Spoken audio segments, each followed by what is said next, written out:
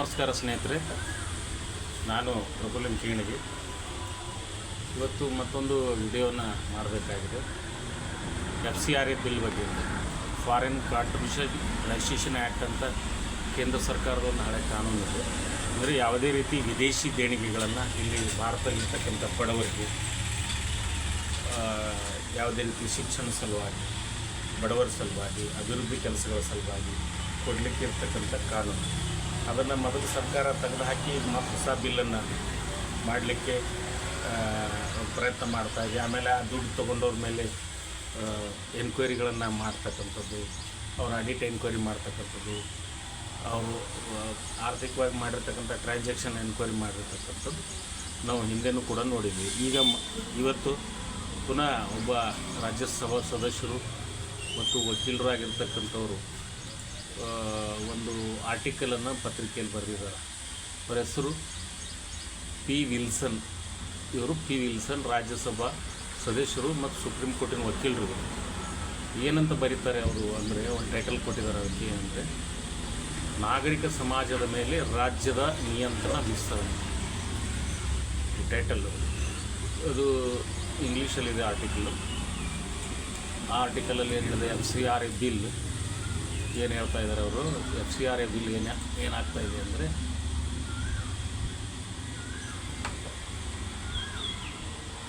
Expending state control over civil society ಅಂತ ಬರೆದಿದ್ದಾರೆ title. So ಇಲ್ಲಿ ಇದೆಲ್ಲ ನಾವು ನೋಡಿದರೆ, ಈಗ FCRA ಬಿಲ್ಲು ಮೊದಲು NGO ಸೆಕ್ಟ್ರಲ್ಲಿ ಕೆಲವೊಂದು ನಮ್ಮಲ್ಲಿರುವ ಕ್ರೈಸ್ಟ್ ಮಿಷನರೀಸು, ಕೆಲವೊಂದು ಮಕ್ಕಳ ಶಿಕ್ಷಣ ಸಲುವಾಗಿ, ಡೋನರ್ ಮಕ್ಕಳು ಮತ್ತು ಬಡವರ ಸಲುವಾಗಿ ಕೆಲವೊಂದು ಫಂಡಿಂಗನ್ನು ಫಾರಿನ್ ಕಾಂಟ್ರಿಬ್ಯೂಷನ್ ರಿಜಿಸ್ಟ್ರೇಷನ್ ಆ್ಯಕ್ಟಲ್ಲೇ ಆಗ್ತಾಯಿತ್ತು. ಸೊ ಇದಾದ ಮೇಲೆ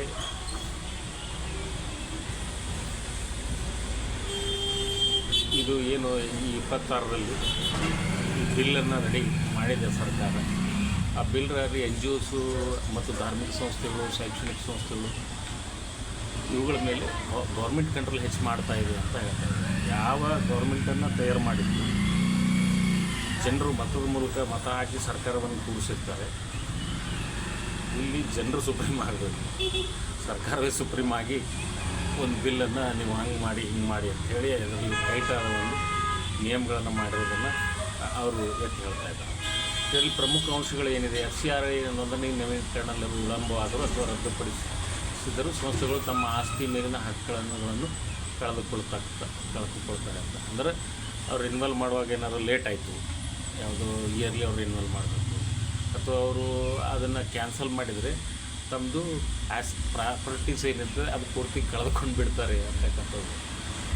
ಮತ್ತು ಇದರಿಂದ ಚರ್ಚ್ಗಳು, ಮಸೀದಿಗಳು, ದೇವಾಲಯಗಳು, ಶಾಲೆಗಳು, ಕಾಲೇಜುಗಳು, ಆಸ್ಪತ್ರೆಗಳು, ಅನಾಥಾಶ್ರಮಗಳಂಥ ಸಂಸ್ಥೆಗಳು ಸರ್ಕಾರದ ನಿಯಂತ್ರಣಕ್ಕೆ ಒಳಪಡೋ ಸಾಧ್ಯತೆ ಇದೆ ಅಂತ ಅವರು ಹೇಳ್ತಾ ಇದ್ದಾರೆ. ವಿದೇಶಿಗಳ ದೇಣಿಗೆಗಳಿಂದ ನಡೆಯುವ ಸಮಾಜದ ಸ್ವಾತಂತ್ರ್ಯ, ಧಾರ್ಮಿಕ, ಶೈಕ್ಷಣಿಕ ಸಂಸ್ಥೆಗಳ ಸ್ವಾಯತ್ತತೆ ಮತ್ತು ಆಸ್ತಿ ಹಕ್ಕುಗಳಿಗೆ ಅಪಾಯ ಉಂಟು ಮಾಡತಕ್ಕಂಥ ನಿಯಮಗಳು ಇದರಲ್ಲಿ ಇದೆ ಅಂತ ಲೇಖಕರು ಇದರಲ್ಲಿ ಹೇಳ್ಕೊಳ್ತಾ ಇದ್ದಾರೆ. ಸೊ ಇದು ಇದರ ಸಾರಾಂಶ. ಇದರ ಜೊತೆಗೆ ಈ FCRA ಬಿಲ್ಲನ್ನು ರೆಡಿ ಮಾಡಿ NGOಸಿಗೆ ಅಥವಾ ಬೇರೆ ಬಡವರಿಗೆ ಸಿಗೋ ದುಡ್ಡು ಒಂದು ದೇಶದ ಭದ್ರತೆ ಹೆಸರಿನಲ್ಲಿ ಒಂದು ಆಂತರಿಕ ನಮ್ಮದೇನಿದೆ ಆ ವ್ಯವಸ್ಥೆಗೆ ಇವರು ಹಸ್ತಕ್ಷೇಪ ಮಾಡ್ತಾ ಇದ್ದಾರೆ ಅಂತ ಹೇಳಿ ಇದ್ರ ಬಗ್ಗೆನೇ ಒಂದು ಕೆಟ್ಟ ಅಭಿಪ್ರಾಯ ಹೊಂದಿರತಕ್ಕಂಥ ಈಗಿನ ಕೇಂದ್ರ ಸರ್ಕಾರ ಒಂದು ಕ್ರಮ ತಗೊಳ್ತಾ ಇದೆ ಅಂತ ಹೇಳ್ಬೋದು. ಹಾಗಂದರೆ ನಮಗೆ ಫಾರಿನ್ ಫಂಡು ಅಥವಾ ವಿದೇಶಿ ದೇಣಿಗೆ ಯಾಕೆ ಬೇಕು ಅನ್ನೋ ಪ್ರಶ್ನೆ ಕೂಡ ಇಲ್ಲಿ ಬರ್ತಾಯಿದೆ. ಕೆಲವೊಂದು ಸಂಘಟನೆಗಳು, ಹಿಂದೂ ಸಂಘಟನೆಗಳು ಕ್ರೈಸ್ತ ಸಂಘಟನೆಗಳ ಮೇಲೆ ಆರೋಪ ಮಾಡೋದು, ಕೆಲವೊಂದು ಸರಿ ದಾಳಿ ಮಾಡೋದು ಕೂಡ ಬೇರೆ ಬೇರೆ ಈ ಥರ ಈ ಸಂಸ್ಥೆಗಳ ಮೇಲೆ, ಬೇರೆ ಬೇರೆ ಧರ್ಮದ ಸಂಸ್ಥೆಗಳ ಮೇಲೆ ಆಗ್ತಕ್ಕಂಥದ್ದನ್ನು ಕೂಡ ಕೆಲವೊಂದು ಸರಿ ನೋಡ್ತಾ ಇದ್ದೀವಿ. ಬೇಡ, ನಾವು ಫಾರಿನ್ ಫಂಡು, ಗ್ರ್ಯಾಂಟು, ದೇಣಿಗೆ ಬೇಡ, ತಗೊಳ್ಳೋದಿಲ್ಲ. ಹಾಗಾದರೆ ನಾವು ಸೆಲ್ಫ್ ಸಸ್ಟೈನ್ ಆಗಿ ಆಗ್ಬೋದಾ? ಹಣ ಅವರು ಕೊಡ್ತಾಯಿದ್ದಾರೆ, ಅವರು ಕೊಡೋರು ಅಷ್ಟು ಒಳ್ಳೆಯ ಉದ್ದೇಶ ಇಲ್ಲ ಅಂತ ಅವರು ಹೇಳ್ತಾ ಇದ್ದಾರೆ. ಅದರ ಹಿಂದೆ ಅವ್ರ ಧರ್ಮದ ಜನರನ್ನೇ ಹೆಚ್ಚು ಮಾಡೋದು, ಮತಾಂತರ ಮಾಡೋದು ಬೇರೆ ಬೇರೆ ಇದೆ ಅಂತ ಕೂಡ ಅದು ಸುಳ್ಳಲ್ಲ. ಹಾಗಂತ ಸತ್ಯನೂ ಅಲ್ಲ, ಅದು ಅರ್ಧ ಸತ್ಯ. ಅರ್ಧ ಆ ಕಡೆ ಸತ್ಯ, ಅರ್ಧ ಈ ಕಡೆ ಸತ್ಯ. ಎರಡೂ ಪಕ್ಷದ್ದು ಹಾಗೆ ಇದೆ. ನಮಗೆ ಈಗ ನಾವು ಸೆಲ್ಫ್ ಸಸ್ಟೇನ್ ಆಗಿ ರೋಟಿ ಕಪಡ ಮಕಾನ್ ಎಲ್ಲರಿಗೂ ಒಂದು ಮಾನವ ಮರ್ಯಾದೆಗೆ ಬೇಕಾದದ್ದು ಸಾಧ್ಯ ಆಗ್ತಾಯಿದೆ ಇವತ್ತು ನಮ್ಮ ದೇಶದಲ್ಲಿ ಆಗ್ತಾಯಿದೆ. ಇನ್ನೊಂದು ಹಂತಕ್ಕೆ ಕೆಲವೊಂದು ಸ್ಥಳಗಳಲ್ಲಿ ನೋಡಿದ್ರೆ ಅಲ್ಲಿ ಏನೂ ರೀಚೇ ಆಗ್ತಾಯಿಲ್ಲ. ಅವರು ಇನ್ನೂ ಈ BPL ಸ್ಟೇಜಲ್ಲಿ ಇದ್ದಾರೆ, ಬಿಲೋ ಪವರ್ಲಿಟಿ ಲೈನ್ ಅಂತ ಸುಮಾರು ನಾವು ನೋಡ್ತಾ ಇದ್ದೀವಿ. ಅವರಿಗೆಲ್ಲ ಇನ್ನೂ ಅಪ್ಗ್ರೇಡ್ ಮಾಡಲಿಕ್ಕೆ ಇನ್ನೂ ಫಂಡ್ ಎಲ್ಲ ಬೇಕು, ಅದು ಓಕೆ. ಬಟ್ ಈಗಿರೋ ವ್ಯವಸ್ಥೆಯಲ್ಲಿ ಈ FCRA ಬಿಲ್ಲನ್ನು ಒಂಥರ ಟೈಟಾಗಿ ಮಾಡ್ತಕ್ಕಂಥ ಸರ್ಕಾರ ಬೇಡ ಅಂತ ಹೇಳಿದ ಮೇಲೆ ಸೆಲ್ಫ್ ಸಸ್ಟೇನ್ ಆಗಲಿಕ್ಕೆ ಅವ್ರದ್ದೇ, ಯಾಕೆಂದರೆ ಈಗಿರೋ ಸರ್ಕಾರ ಒಂದು ಸ್ವದೇಶಿ ಸ್ವಾವಲಂಬನೆ ಈ ಸ್ವದ್ರ ಬಗ್ಗೆ ಹೆಚ್ಚು ಒಂದು ಗಾಢವಾದ ಕಾನ್ಸೆಪ್ಟನ್ನು ಇಟ್ಕೊಂಡು ಬಂದಿದ್ದು. ಹಂಗಂತ ಗಾಂಧೀಜಿ ಸ್ವದೇಶಿ ಹೇಳಿದ್ರು, ಗಾಂಧೀಜಿ ಗ್ರಾಮ ಸ್ವರಾಜ್ಯ ಹೇಳಿದ್ರು. ಹಾಗೆ ಇಲ್ಲಿ ಇವತ್ತು ಗ್ರಾಮ ಸ್ವರಾಜ್ಯ ನೋಡ್ತಾ ಇದ್ದೀವಿ. ಒಂದು ಊರಲ್ಲಿರೋರು ಅಲ್ಲಿನ ಸಂಪನ್ಮೂಲಗಳ ಬಗ್ಗೆ ಅಲ್ಲೇ ಖಾದಿ ಗ್ರಾಮೋದ್ಯೋಗ ಮಾಡಿ ಉಪಜೀವನ ಮಾಡಿ ಯಾವುದಕ್ಕೂ ಎಲ್ಲೂ ಹೋಗೋಕ್ಕೆ ಹೋಗಬೇಡಿ ಅಂತ ಹೇಳಿದ್ರು. ಆ ಥರದ ವ್ಯವಸ್ಥೆ ಇದೆಯಾ? ಅದನ್ನ ಕೇಳಿದ್ರೆ ಇಲ್ಲ, ಅದನ್ನ ಕಾಂಗ್ರೆಸ್ ಹಾಳು ಮಾಡಿತ್ತು, ನೆಹರು ಹಾಳು ಮಾಡಿದರು ಅಂತ. ಅದು ಅವ್ರಿಗೆ ಇನ್ನೊಂದು ಕಷ್ಟ ಇತ್ತು. ಯಾವುದೋ ಒಂದು ಸಾಮಾಜಿಕ ನ್ಯಾಯ ಸಾಧಿಸಲಿಕ್ಕೆ ಜನ ಒಂದು ರಿಜಿಡ್ ಆದ ಮನಸ್ಥಿತಿಯಲ್ಲಿ ಇರುವಾಗ ಅವರು ಒಂದು ಸೋಷಿಯಲಿಸಮನ್ನು ತಂದು ಮಾಡರ್ನಿಟಿ ಅಂತ ಕಂಟ್ರಿಯಲ್ಲಿ ಡೆವಲಪ್ಮೆಂಟನ್ನು ಶುರು ಮಾಡಿದರು. ಅದು ಟೀಕೆ ಇದೆ, ಅದು ಟೀಕೆ ಇದೆ. ಅವರು ಹೇಳ್ತಾ ಇರೋದು ಸತ್ಯ ಇದೆ, ಅದು ಪೂರ್ತ ಇಲ್ಲ, ಅರ್ಧ ಸತ್ಯ ಮಾತ್ರ ಇಲ್ಲ. ಅದರಿಂದ ಇವತ್ತು ಸುಮಾರು ಬಡವರಿಗೆ, ಕೆಳಜಾತಿಯವರಿಗೆ, ದುರ್ಬಲರಿಗೆ ಒಂದು ವ್ಯವಸ್ಥೆಯಲ್ಲಿ ಅವಕಾಶಗಳು, ಅನುಕೂಲಗಳು ಸಿಕ್ಕಿವೆ, ಅದು ಆಗಿದೆ. ಆದರೆ ಮತ್ತೆ ಇವತ್ತು ನಾವು ಫಾರಿನ್ ಕಾಂಟ್ರಿಬ್ಯೂಷನ್ ರೆಸ್ಟ್ರಿಕ್ಷನ್ನು ದೇಶದ ಭದ್ರತೆ ಹೆಸರಿನಲ್ಲಿ ಓಕೆ ಹಾಗಂದರೆ ಲೋಕಲ್ ಆಗಿ ತುಂಬ ಗಂಭೀರವಾದ ಕ್ರಮಗಳನ್ನು ಸರ್ಕಾರ ತಗೊಳ್ಬೇಕಾಗ್ತದೆ. ಆ ಕಾನೂನನ್ನು ನೀವು ತೆಗೆದೇ ಹಾಕಿಬಿಡ್ರಿ. ಹಿಂಗಾದ್ರೆ ಹಿಂಗೆ ಮಾಡ್ತೀನಿ, ಹಿಂಗಾದ್ರೆ ಹಿಂಗೆ ಮಾಡ್ತೀನಿ ಅಂತ ಕಲಂ ಬರೆಯೋದಕ್ಕಿಂತ ತೆಗೆದೇ ಹಾಕ್ಬೇಕು. ಉಳಿದವ್ರನ್ನ ಸೆಟಲ್ಮೆಂಟ್ ಮಾಡಿ ಸರಿಯಾಗಿ ಇಲ್ಲಿ ಅವ್ರಿಗೆ ಕೆಲಸ ಮಾಡಿ.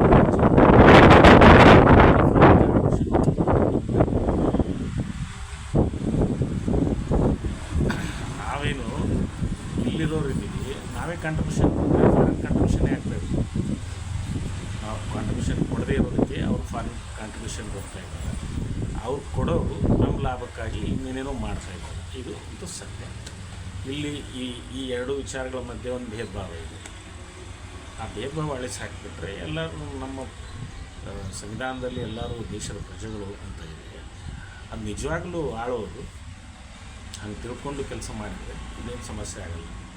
ಮತ್ತು ನಾನು ಎಲ್ಲೋ ಒಂದು ಕಡೆ ಓದ್ತಾ ಇದ್ದೆ, ನಿಜವಾಗ್ಲೂ ಅವರು ಫಾರಿನ್ ಕಾಂಟ್ರಿಬ್ಯೂಷನ್ ಕೊಡೋರಿಗೆ ಬೇರೆ ಥರದ್ದು ದುರ್ಲಾಭಗಳ ಒಂದು ವಹಿವಾಟು ಕೂಡ ಇರ್ತದೆ. ಅದು ಸತ್ಯ. ಹಂಗಂತ ನಾವು ಇಲ್ಲಿರೋರು ಅನುಕೂಲಸ್ಥರು ಅಷ್ಟೆಲ್ಲ ಸಂಪತ್ತಿರ್ಬೋದು ಸುಮಾರು ಜನರು, ಅವರೇನು ತಿಂದು ಸಾಯೋದಿಲ್ಲ, ತಿನ್ನೋರಿಗೆ ತಿನ್ನೂ ಬಿಡುವುದಿಲ್ಲ ಅವರು. ಆಮೇಲೆ ಯಾರು ಕೊಡ್ತಾ ಇದ್ದರೆ ಅವ್ರಿಗೂ ಕೊಕ್ಕೆ ಹಾಕೋದು, ನೀನು ಫಾರಿನ್ ಕಾಂಟ್ರಿಬ್ಯೂಷನ್ ದೇಶದ ಭದ್ರತೆ. ನಾವು ಕೊಡೋದಿಲ್ಲ, ಕೊಡೋರಿಗೂ ಕೊಡೋಕ್ಕೆ ಬಿಡೋದಿಲ್ಲ, ನಮಗೂ ತಿನ್ನೋಕ್ಕಾಗೋದಿಲ್ಲ, ತಿನ್ನೋರಿಗಂತೂ ಮೊದಲು ಕೊಡೋದಿಲ್ಲ. ಇದಕ್ಕೇನಾದ್ರು ಒಂದು ವ್ಯವಸ್ಥೆ ಆಗ್ಬೋದು ಮಾಡಿ. ನಮ್ಮ ಸ್ವದೇಶಿ ಮೆಥಡಲ್ಲೇ ಬೇಕಾದರೆ ಏನಾದ್ರು ವ್ಯವಸ್ಥೆಗಳಿದ್ದರೆ ಮಾಡ್ಕೊಳ್ಬೋದು. ಯಾಕಂದರೆ ತುಂಬ NGO ಸೆಕ್ಟ್ರಲ್ಲಿ ಜನ ಪರದಾಡ್ತಾ ಇರೋದನ್ನು ನಾವು ನೋಡ್ತೇವೆ. ಮೊದಲು ಸುಮಾರು ದುಡ್ಡು ಬರ್ತಾರೆ ಹಿಂದಿನ ಸರ್ಕಾರ ಇದ್ದಾಗ.